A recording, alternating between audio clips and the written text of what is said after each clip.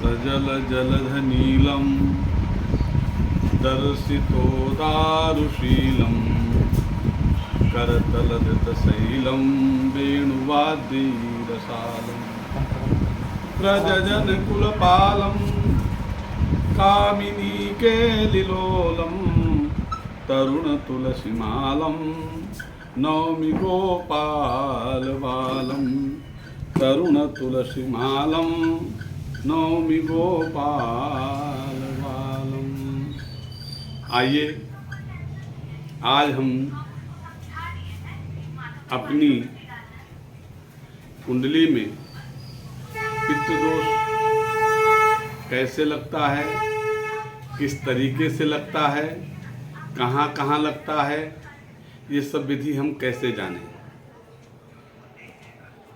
पुरोहित जी, पंडित जी यानी लोगों ने आपकी कुंडली देखी, बोले पितृदोष, लेकिन है भी या नहीं भी है, इसके विषय में कैसे जानकारी प्राप्त करें, तो उसके विषय में आइए हम चर्चा करते हैं कि कुंडली में पितृदोष कहाँ कहाँ और कब कब और कैसे लगता है।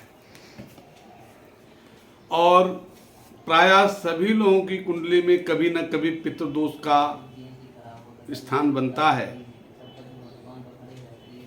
वह पितृदोष हम कुंडली के माध्यम से कैसे जानें। कुंडली के माध्यम से जानने की प्रक्रिया है, ज्योतिष में शास्त्रकार मानते हैं शनि और सूर्य की युति जब जब होती है तब तब पितृदोष बन जाता है। वो पितृदोष मत है अष्टम में, द्वादश में, चतुर्थ में और भाग्य में यदि शनि सूर्य की युति हो तो पितृदोष का कुंडली में दोष लगता है। कुछ आचार्यों का मत है अष्टमेश द्वादश में हो तो भी पितृदोष बनता है, अथवा द्वादश अष्टमेश हो तो भी पितृदोष बनता है, अथवा सूर्य के साथ राहु हो, शनि हो और इन नेष्ट भावों पे संबंध बनाएं अथवा देखें अथवा उनके साथ बैठें अथवा नीच घर में बैठें अथवा अन्य कहीं से जब इन भावों में 4, 6, 8, 12, 9 इनमें संबंध बनाते हैं तो निश्चित रूप से पितृदोष का कारक होते हैं। उस पितृदोष में अनेक प्रकार की पीड़ाएं होती हैं।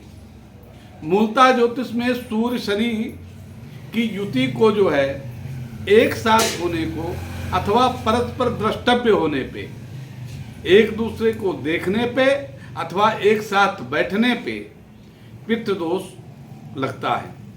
और इतना ही नहीं, यदि नीच घर में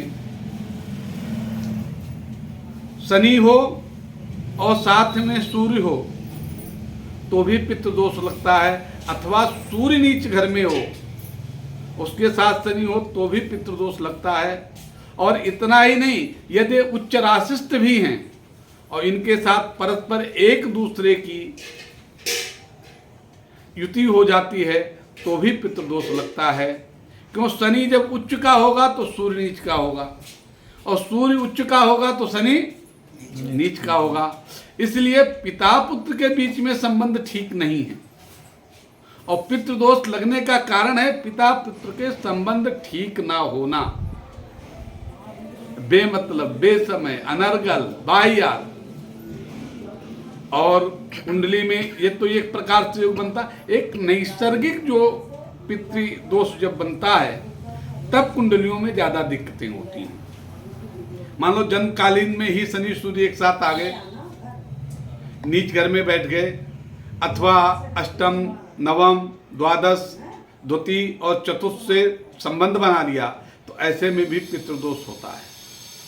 लेकिन यह पितृदोष आपको कब ज्ञात होगा, जब आप किसी अच्छे ज्योतिषी के पास जाएंगे, अच्छे दैवज्ञ से बात करेंगे तो इस चीज पे समझेगा फिर कौन से पितृदोष में किस प्रकार की शांति अपेक्षित है। कौन से पितृदोष में केवल ग्रहजाप से काम हो सकता है, किस पितृ दोष में भागवत का जाप पाठ होना चाहिए, किस पितृ दोष में गायत्री का प्रचरण होना चाहिए, किसमें चतुर्थ मृत्युंजय शिव का अभिषेक होना चाहिए। ये सब के अलग अलग दोष हैं। किस पितृ दोष में किस प्रकार का समाधान हो, कब ब्राह्मण का भोजन कराना चाहिए, किस कौन से पितृदोष में हमको जो है क्या क्या वस्तुएं देनी चाहिए, वो सब एक अच्छी ज्योतिषी का विषय है। क्योंकि हम जब किसी समाधान के लिए जाएं, किसी अच्छी जगह पहुंचें और ज्योतिषी के साथ उससे संबंध करेंगे तो हमको बहुत सी चीज़ें मालूम पड़ेंगी। लेकिन खुद हम इतना जरूर समझ सकते हैं, नीचस्थ भाव में अथवा अष्टम, द्वादश, नवम, चतुर्थ, इन भावों में सूर्य शनि की युति होना अथवा राहु शनि के साथ अथवा राहु सूर्य के साथ ऐसे संबंध कारक बनते हैं तो पितृदोष जैसा अशुभ फल झेलना पड़ता है। इसलिए यदि राहु भी युति बनाता है तो भी निश्चित रूप से पितृदोष की शांति करानी चाहिए, और शनि सूर्य यदि एक साथ होते हैं तो पितृदोष की शांति जरूर ही करा लेनी चाहिए। और भी इसमें कई प्रकार के ज्योतिषियों के अपने अपने मत हैं।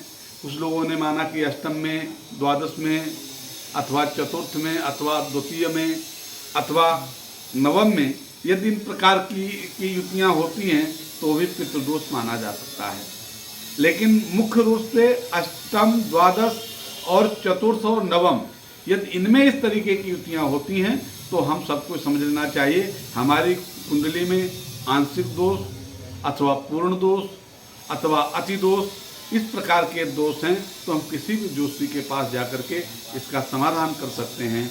और नए ज्योतिषियों के लिए अच्छी बात है कि उनको कम से कम बोलने से पहले विचार जरूर करें। यदि मान लीजिए सूर्य बाल है और शनि ताकत में है तो पितृदोष ज़्यादा कठिन हो जाएगा, और यदि शनि कम अंशों में है और सूर्य ज़्यादा अंशों में है तो पितृदोष का शमन भी हो जाएगा। राहु के कम अंश हैं, सूर्य के ज़्यादा अंश हैं तो उतना ज़्यादा प्रभाव पितृदोष का नहीं लगेगा। इसलिए हम किसी अच्छे ज्योतिषी के पास जाकर के इस पर सलाह जरूर करें, उसके बाद इसके समाधान की व्यवस्था करें तो हमारे लिए ज़्यादा अच्छा होगा। अत्यधिक न कहते हुए आप इतने में ही विचार करें और अपने पितृदोष के लिए कुंडली ज्योतिषियों के पास जा करके उसको दिखवाएं और आगे पितृपक्ष आ रहा है उसमें उसका समाधान कराएं। जय श्री कृष्ण।